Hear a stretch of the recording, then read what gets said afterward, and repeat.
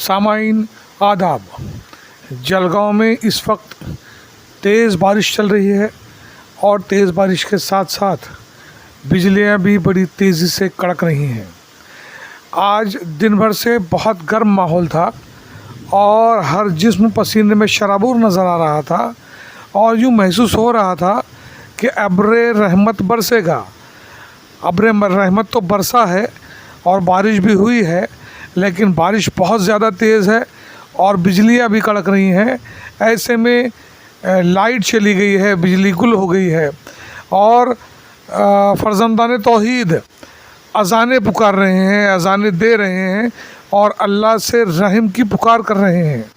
सफ़र में हैं, बाइक पर हैं, कहीं रुके हैं तो किसी अच्छी छत के नीचे रुकें, दरख्तों के नीचे बिल्कुल ना रुकें, क्योंकि दरख्तों के ऊपर बिजली के गिरने का अंदेशा ज़्यादा रहता है।